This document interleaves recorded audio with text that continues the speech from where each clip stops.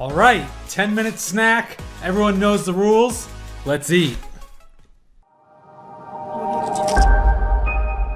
Okay, today I have the pleasure of having Dr. Al Danenberg with me. He is professionally a periodontist. You're a professionally periodontist. And I want to say probably 4 years ago, I believe you were diagnosed with terminal cancer. They gave you 3 to 6 months to live, basically took health into your own hands, came up with your own kind of cancer protocol, which is very much towards meat-based carnivore. And we'll talk more about that. And I'm excited to have you on because one of the most common questions that I get all the time is, I went carnivore, I went meat-based, and I have more calculus or I have less calculus. So I'd love to talk about that. And first of all, thanks for coming on.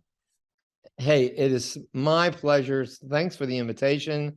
I love this kind of stuff, so I'm ready for you guys to watch our conversation. It's fun. So I'd love to dive in. Maybe we should start with the definition because some people confuse plaque, calculus, and then we also got like pellicle and biofilm. So maybe we start there, clarify some of the terms before we dive into calculus. Okay, so let me just tell you, I am controversial, which I love. And I tell everybody, dental plaque is healthy until it's not. That biofilm between the gum and the tooth is there for purposes that function in 3 specific ways at least. Number one, this consortium of microbes live together in harmony, and it provides, number one, peroxide, creates peroxide to kill off potentially pathogenic bacteria that want to get into the area where the gum meets the tooth, to get under the gum. It also has chemical buffers to keep the pH at 5.5. Now, this is interesting. If the pH is 5.5 and more basic, then you can't get tooth decay. If it's 5.5 or less for an extended period of time, you can get tooth decay or demineralization. So the dental plaque prevents tooth decay. Come on, guys. You don't want to remove this stuff. And also, it's a gatekeeper. It allows minerals to get into the root surface to remineralize surfaces that are necessary. It's kind of funny when people think about, I'm going to take a mouth rinse or use a toothpaste that have some exotic minerals, and all of a sudden you're going to remineralize the tooth. The minerals come from the foods you eat and are absorbed and get into your salivary glands, and then they get into the fluid that these salivary glands pour into your mouth 24 hours a day, 7 days a week. That's the way you remineralize. So dental plaque is a healthy garden of bacteria, but it doesn't stay healthy unless you're eating the wrong stuff, or if you have a gut microbiome that's out of whack. And the gut microbiome dictates a lot of what's going on in the mouth. When that plaque gets unhealthy, all hell breaks loose. Tooth decay, gum disease, chronic diseases pouring into the blood system, as you know. But it's not just from the dental plaque, it's from the dysbiotic gut, leaky gut, lipopolysaccharides floating in the blood system, all that kind of stuff. So this dental plaque does its job. Now, sometimes dental plaque hardens, calcifies.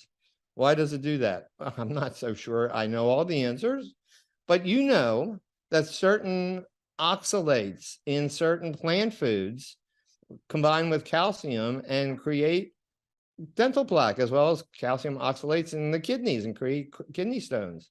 Other chemicals bind and create this calculus. But what is interesting is that it seems to be, anecdotally, if you have a good level of vitamin K2 from foods like animal fats and a variety of foods, or even supplementation if you have to do that, if you're not in the sun enough, with vitamin D3, if you have enough vitamin K2, you don't get as much deposition of calcified dental plaque. I'm not sure I've seen a study that proves that, but I've heard many anecdotal reports. So dental plaque is soft, it's basically healthy. If it gets unhealthy and overgrown with pathogenic bacteria, it's not just because you're not brushing or flossing. That's the least problem. It's because the foods that you're eating are crappy, your gut microbiome is crappy, and your immune system has been somewhat dysfunctional. Does that help? That helps a lot. And I think so in terms of calculus, would you also say we can have calculus deposits? Now that's when plaque is Right. hardened. We have calculus that is pathogenic as well as calculus that is not pathogenic. Would you say that is true? Absolutely. So, there is a human jaw specimen from about 300,000 years ago. If you believe in evolution, this is one of the first Homo sapiens. And that jaw is amazing. First of all the natural teeth are there. There's severe wear on the occlusal surfaces weans, which means this guy or gal has been chewing food for a long time. So that person is not young. All the third molars are there. And interestingly, there's no evidence of tooth decay in the teeth, no evidence of bone destruction around the roots of the teeth, but there's junk deposited between the teeth, which is calcified dental plaque. So how can that happen if dental plaque and or calculus is inflammatory and pathogenic? It's not. It only is pathogenic when everything else that I mentioned earlier is in play. And then when this plaque becomes calculus and it gets under the gum loaded with pathogenic bacteria, that's the problem. Got it. Okay. So we can have I'll just say healthy calculus. We can have unhealthy calculus. Correct. Now, this is where I think some of the mystery of dental calculus lies. And like you said you may not have all the answers. I don't think anyone has all the answers, but it's something that bothers me about dental calculus is the body tends to do something for a reason. And so I'm looking like, why would the body make healthy calculus? Let's just say, is it a protective mechanism? Is there a point to it? And so I was wondering if you had an answer as to why. And it's not just humans. I mean, I've done some comparative anatomy research in this area. Mhm. Domesticated animals as well as wild animals alike in various species also develop calculus to varying degrees. It tends to be worse for when we domesticate them, but Right, even right. wild animals also get it. So I'm wondering, why is nature designed to for these I think it's calculus a deposits? protective covering. I think the soft biofilm of dental plaque is protective. And as a calcified structure forms, again, it's protective.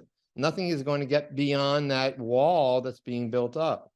Now, it can be uncomfortable, it can be unsightly. If you have supragingival or calculus that's above the gum line that you can visually see, which is relatively non-pathogenic, but it's something you don't like cosmetically and you have it removed, no big deal, But I think it is a protective mechanism. That's my intuition. And one of the things where I first started thinking about this, it goes back when I was in dental school. I had a patient, I believe he was in his 60s, first time like ever going to the dentist, and he just like a mountain of calculus on his teeth. And after I think 3 visits, maybe it was 4 visits, each one 3 hours, me just sweating, getting this stuff off. There's no decay under it, no periodontal Right, disease. right, I'm right, like, right. how is this possible? And all the training is like, he's in very poor oral health. Once I got all that calculus off, it's like, actually, everything's fine under here. You're absolutely correct. And the problem is that the myth is perpetrated by dental offices. And I'm not trying to condemn dentistry. Some dentistry I would condemn. Some dentists are doing a good job, obviously. But the idea that you have to go to a dentist twice a year to remove the unhealthy dental calculus is incorrect. Now, if the calculus is pathogenic, like you mentioned, it's under the gum, like you mentioned, causing periodontitis, like we haven't gotten to, but it's a deep inflammation under the gum, infection under the gum that erodes the bone. Calculus under the gum is like a splinter in your finger. You, Kevin, very healthy guy, if you get a splinter in your finger, and I'm sure you're going to have inflammation, 100%. but it doesn't go away because you're eating carnivore.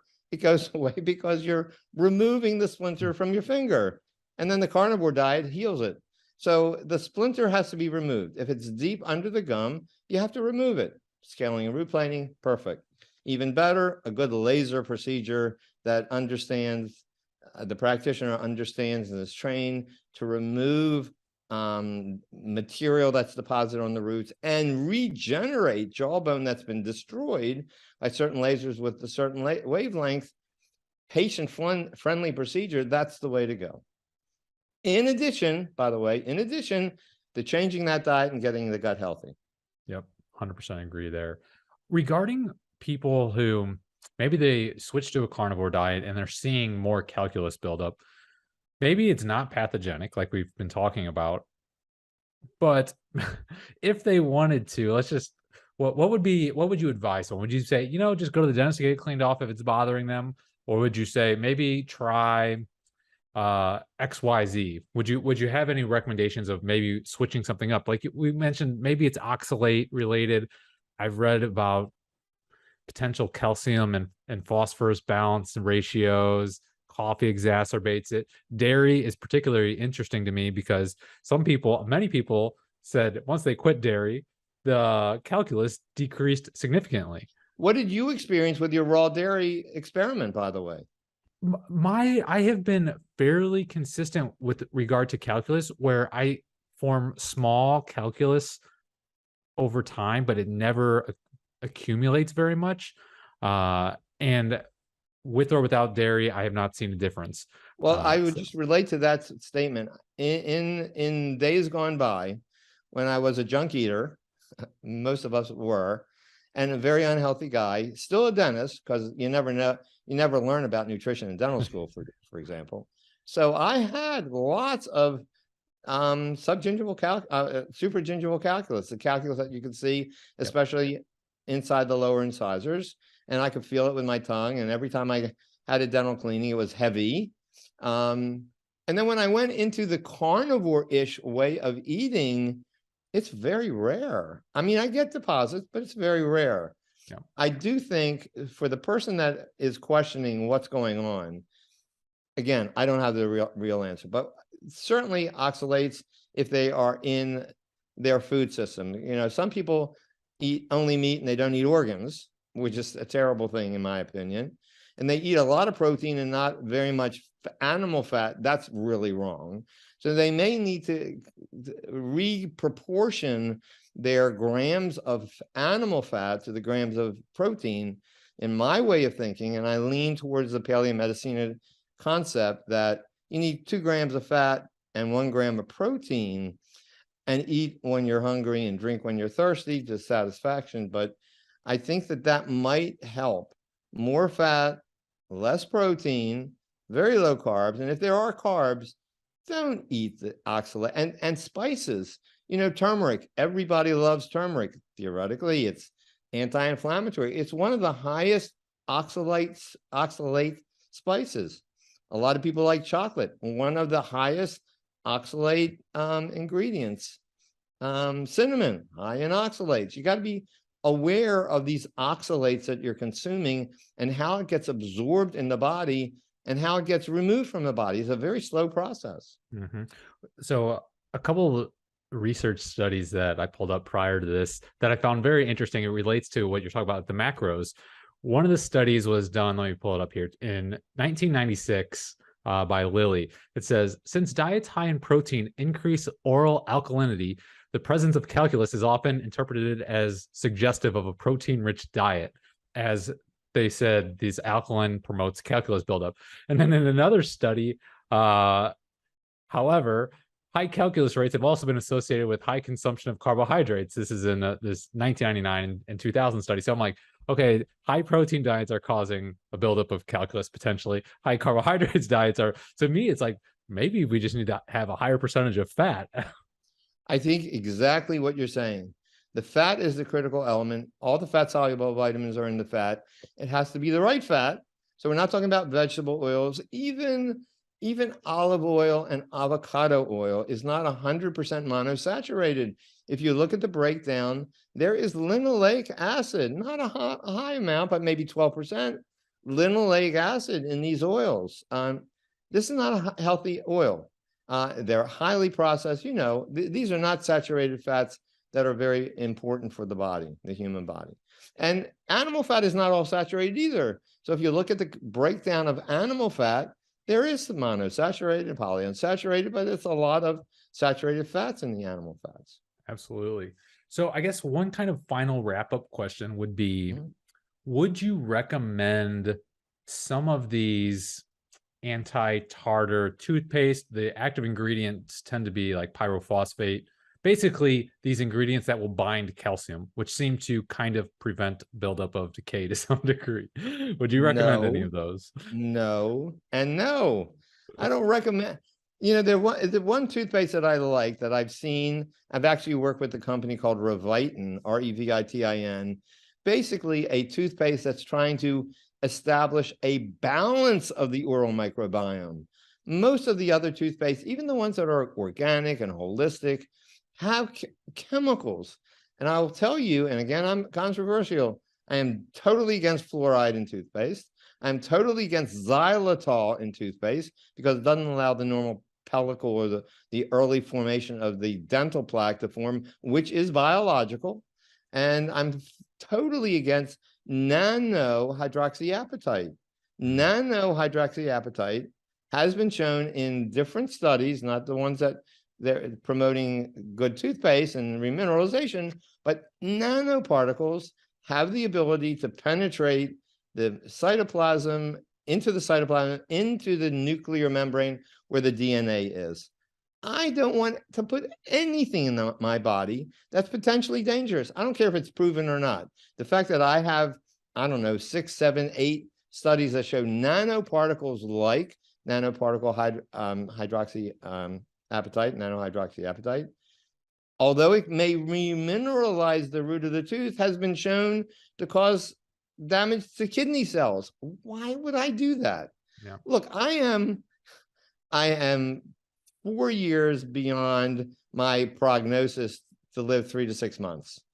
I am very, very involved with a very healthy quality of life. What I have, which is a good case of multiple myeloma, is eventually going to kill me. That's not a problem. I am going to do everything I can do to maintain a high quality of life. Why would I want to step in front of a moving vehicle and get hit by a car? It doesn't make sense. Yeah. Don't put stuff in your body that is potentially damaging. So I don't like any of these toothpaste with chemicals.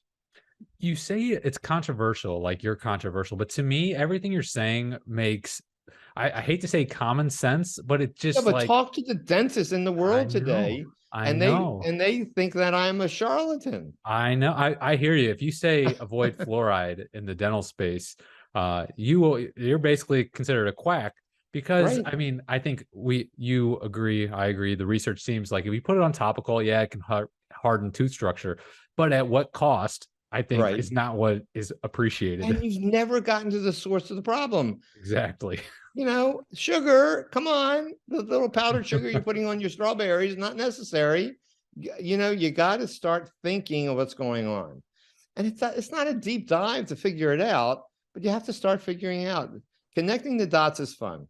And I think I've connected a lot of dots.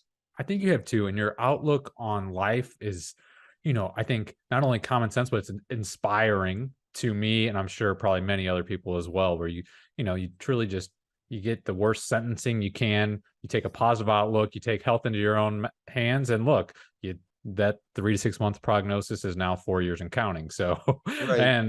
and you appear to be doing absolutely Well, I fantastic. feel great. I feel great. And I don't know if you know enough about multiple myeloma. The biggest problem with my disease is that it tends to erode bones internally, makes the bones more fragile, like severe osteoporosis. So I can literally bend over in the wrong direction and crack a bone, which I've done. And that's painful. The only thing that's bothered me are broken ribs, for example. And Mm. I have to give it a couple of weeks for them to heal. But other than that, this is not going to stop me from anything I do. And worth mentioning is when that happens, you say, "Give me a couple weeks to heal." Most 75-year-olds break Oh, I break a know. rib, they're going to be healing the rest of their life. It's not I like, know. oh, I know. So I really feel like my immune system is so robust compared to most people, but for a person with multiple myeloma, it's like out of the sky that I can heal my body. And that's the intention. And I think everybody in a state of ill health, following what you promote, it's amazing. You know, all the medical case reports on healing with carnivore type diets. You can't say that in the United States too well. You can say that in Budapest, Hungary, when they do it all the time. And they're miracle workers. This kind of a diet is the diet our species has evolved with. Why do you want to change it? There's never been a vegan society that has actually survived over time, unless they take 1 million supplements. We'll have to do a full meal on this, as I like to say, because one area I am fascinated by is anthropology and dental archaeology. Yes. And I feel like we could have a deep dive, and we should have a deep dive on that, because I think when people take a look at that, it's eye-opening. You're like, man, if we want great oral health, straight teeth, all our wisdom teeth to fit in, no cavities, what kind of diet is going to lend its way to that? And if you ate that kind of diet, well, it's going to be a mostly meat-based diet. I mean, that it points you in the right direction. I will just say that all the people that I know that I've seen in practice for the last 6 years of my practice, because I stopped in 2018, but for the last 6 years of my practice, I was basically emphasizing at least a paleo type diet. Those people that changed to a much more healthy meat-based diet had much healthier gum tissue. End of story. Now, once they get periodontitis, another story. You got to treat that as well as the gut. But if you can get the right diet and you don't have periodontitis, just gingival inflammation, the right diet, the healthy gut microbiome treats the disease completely. Love it. And parting words here, you have a book where people are waiting for our full meal to come out. They should check this out on Amazon. Eat as if your life depends on it. It's going to go back more into your protocols, cancer protocols. Thank you. Yes, I love it. Thank you. All right. Well, thank you for being on. You be good. Thanks for the opportunity. Absolutely. Snack time's over. Did you enjoy the snack? If so, drop me a comment. Let me know if we should dive deeper and do a full meal on this topic. Also, P.S. if you liked the snacks, you're going to love our bites. A daily email bite, a golden nugget, better than a pasture-raised egg yolk. All right, maybe not that good, but it is a daily bite to optimize your health and nutrition with a meat-based diet. Access right now is totally free. Link below. See you in the bites.